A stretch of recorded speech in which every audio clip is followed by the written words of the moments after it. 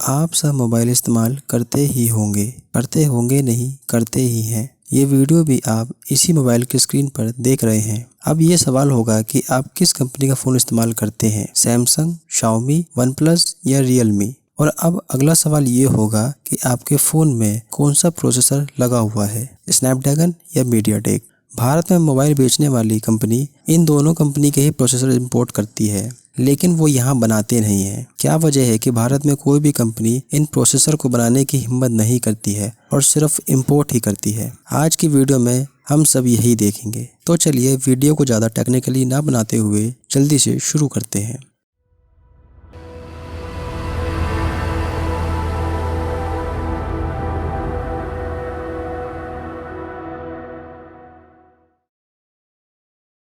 अगर हम सीधे बात करें कि भारत में प्रोसेसर, जिन्हें सेमीकंडक्टर चिप्स भी बोलते हैं, बनते हैं या नहीं, तो उसका जवाब होगा कि जी नहीं, बिल्कुल भी नहीं। असल में प्रोसेसर बनाने में जो सिलिकॉन लिथोग्राफी तकनीक का इस्तेमाल होता है वो भारत में मौजूद है ही नहीं। भारत में आज तक सिलिकॉन इनगोट, जिनसे वेफर्स बनते हैं, वो भी आज तक ठीक से नहीं बन पाए हैं। तो सेमीकंडक्टर चिप्स तो काफ़ी दूर की बात है। दरअसल सेमीकंडक्टर चिप्स या माइक्रो प्रोसेसर के लिए जो टेक्नोलॉजी है उस पर नीदरलैंड की कंपनी ASML का कब्जा है। यही कंपनी लिथोग्राफी की मशीन बनाती है। इस मशीन को बनाने वाली कंपनी पूरी दुनिया में सिर्फ एक यही है और दुनिया के 85% लिथोग्राफी मशीनें भी इसी कंपनी की बनाई हुई है। दुनिया की सारी बड़ी मोबाइल चिप बनाने वाली कंपनी जैसे क्वालकॉम, सैमसंग, TSMC और UMC जैसी सारी चिप बनाने वाली कंपनियां ASML की मशीनें ही इस्तेमाल करती हैं। यानी सारे एंड्रॉयड प्रोसेसर बनाने वाली कंपनी इसी मशीन का इस्तेमाल करती है और 90% उम्मीद यही है कि आपके आईफोन की चिप भी इसी से बनी हो। हालांकि उसके लिए सैमसंग एक अलग तकनीक का इस्तेमाल करता है, लेकिन 90% पॉसिबिलिटी तो यही है।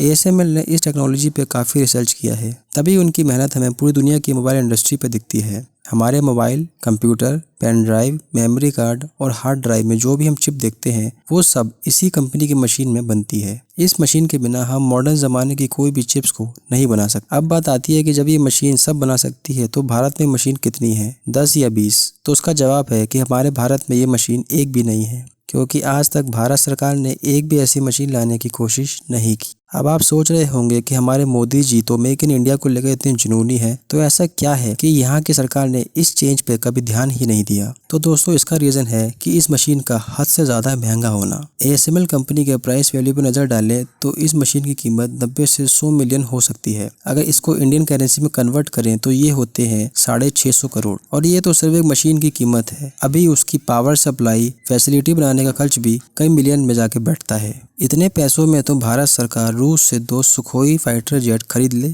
और तब भी भारत सरकार के काफ़ी सारे पैसे बच जाएंगे। अगर बात फैसिलिटी की जाए तो ताइवान की कंपनी TSMC को 28 nm चिप्स के लिए पूरे $11 बिलियन खर्च करने पड़े थे और उन्होंने ऐसे 3 फैसिलिटी अपनी कंपनी में बनाए हैं जिसके लिए उनको पूरे $23 बिलियन देने पड़े हैं, जो कि इंडियन करेंसी में हुए 18 खरब रुपए। अगर भारत में बात करें तो 2019 में भारत की सारी इंडस्ट्री में 36 खरब रुपए का इन्वेस्टमेंट आया। इसका मतलब TSMC ने पूरे 3 मशीन लगाने में ही इसका आधा अमाउंट खर्च कर दिया। अब आते हैं असली मुद्दे पे। असली मुद्दा ये है कि भारत में इस टेक्नोलॉजी की कमी है, ना कि पैसे की। इस तरह की टेक्नोलॉजी को लेकर भारत में कोई दीवानगी नहीं है और ना ही कोई एक्साइटमेंट दिखती है। हमारे देश के साइंटिस्ट भी ऐसी टेक्नोलॉजी को लेकर कोई खास पैशनेट नहीं है। वैसे भी 5 तरह के टेक्नोलॉजी नॉलेज को अमेरिका अपने कंट्रोल में रखता है, जैसे single crystal generation, chemical diffusion, metal डिसोपेडियन, सरफेस मेट्रोलॉजी और लिथोग्राफी। इस 5 तरह की टेक्नोलॉजी को हम लोग मतलब भारत सरकार नहीं खरीद सकते।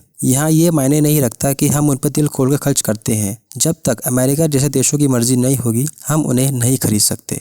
भारत सरकार के पास भी काफ़ी पैसा है और वो भी ऐसी टेक्नोलॉजी को खरीद सकते हैं। जब हम राफेल पर बिलियन ऑफ डॉलर खर्च कर सकते हैं तो एक ऐसी मशीन लाने में हमें क्या हर्ज है? जबकि ऐसी टेक्नोलॉजी के लिए भारत में भी थोड़ी बहुत एक्साइटमेंट है कि हमारा देश भी स्मार्टफोन बना सके। वेस्टर्न कंट्रीज हमें वो टेक्नोलॉजी और नॉलेज देने को तैयार नहीं है। यूरोप और अमेरिका हमें उस टेक्नोलॉजी का पूरा सेट देने को कभी भी तैयार नहीं होते, क्योंकि ऐसी टेक्नोलॉजी के दम पर ही वो लोग कायम हैं। उनकी अर्थव्यवस्था का इम्पोर्टेंट हिस्सा ही ऐसी टेक्नोलॉजी होती है और वैसी टेक्नोलॉजी को हमें देकर क्यों अपनी मोनोपोली को कम करेंगे। उन लोगों ने ऐसी टेक्नोलॉजी पर 50 से 60 सालों तक काफ़ी रिसर्च की है और इसे हासिल किया है और उनके पास ऐसा कोई रीज़न नहीं है कि वो हमें ये टेक्नोलॉजी बिना किसी वजह के दे दें।